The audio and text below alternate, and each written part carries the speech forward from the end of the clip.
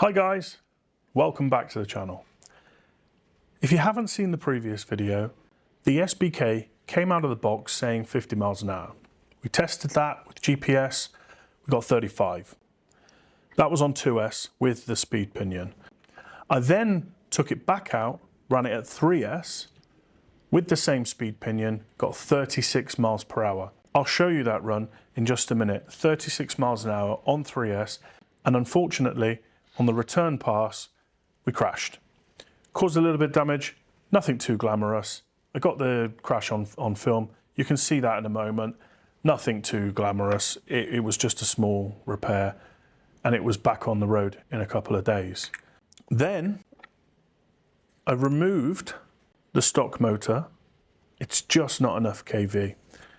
Loads of people said in the comments, just upgrade the motor. So I put a 3650 4500 kV surpass motor, just a cheap one off AliExpress in there, kept the 29 tooth pinion, and it flew. It came out of the gates flying, 62 miles an hour. I've also got that run, which I'll show you in just a few moments. However, the return run from that one, it crashed only this time at about 60 miles per hour and absolutely decimated the front corner. I lost an entire front corner. I wasn't even able to find the arm. It's gone. So not a huge deal. These are the broken parts. It's bent a CVD, snapped a few tie rods, destroyed a shock, and then broken the anti-roll bar. Not a big deal. The parts are relatively inexpensive to find, so this will be back on the road soon. However, what it did highlight was the handling. At high speed, it doesn't handle at all. It's all over the place. I tried all kinds of things. I've trimmed the wing because I thought too much downforce at the back might lift the front. The front didn't lift. The back end was all over the place, really wobbly. It just wasn't putting the power down very well at all. I think it had a lot more than 62 miles an hour in it with the stock ESC and the 3650 4500 kV motor. It just wasn't able to put the power down. So I've read in the comments and seen some other videos that other people are really struggling with this as well. So I think I've got an idea.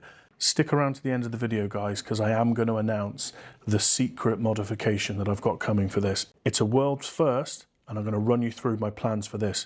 And I think this is going to see some serious speed. But first of all, let's see some speed runs. But let's see what we get on 3S.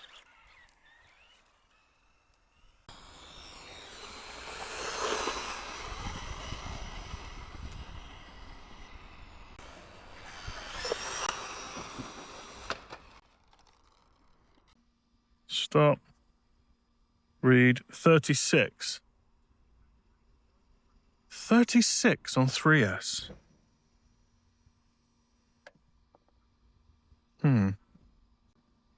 Interesting.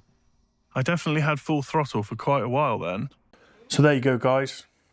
36 miles an hour on 3S. It was clear. The motor just wasn't spinning fast enough. So I took the stock motor out, replaced it with the Surpass 3650 4500 kV. I also took out the center diff and increased the thickness of the diff oil in there to see if it would help with the handling. Let's see how it ran. Yes, start, track, start. Right, let's see what we get. Testing, right, we got movement. Yes, right, let's see.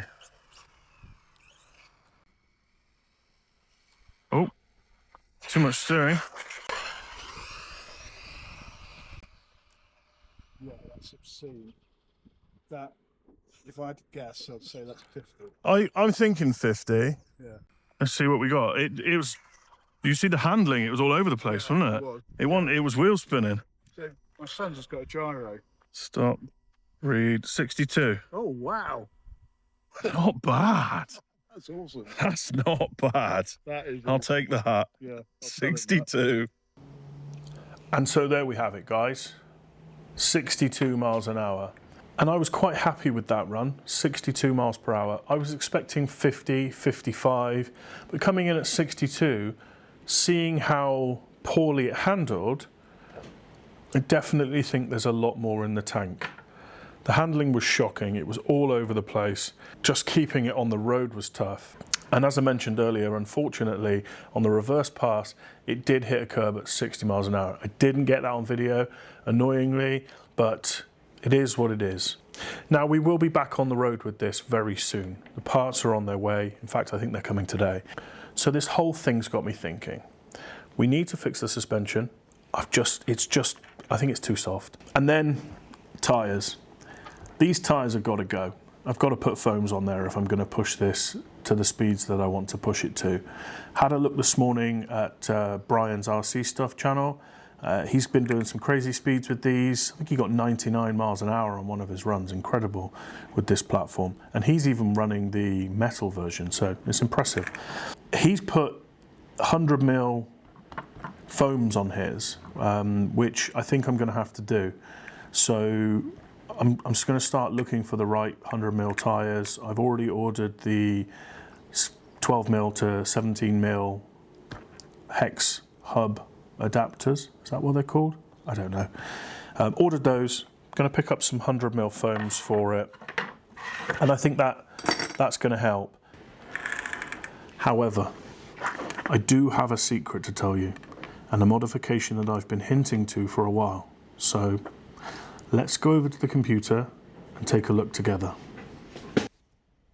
So then guys, over on the computer, I'll jump straight in and you can see I've designed a new chassis. This one is a stretch chassis, 50 millimeters longer than the original to stretch out the wheelbase and hopefully give it some better handling.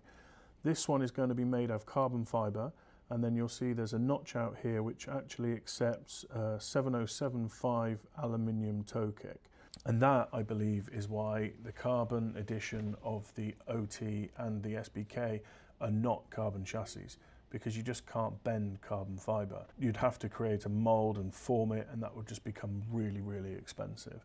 So similarly to the Typhon stretch chassis, where we've got an aluminium bolt-on toe kick, that's what we've gone for here. So they just quite simply bolt together like this to create your stretch chassis.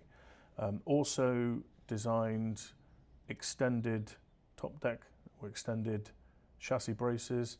So stay tuned guys, subscribe to the channel, you don't want to miss this. It's gonna be a really fun build.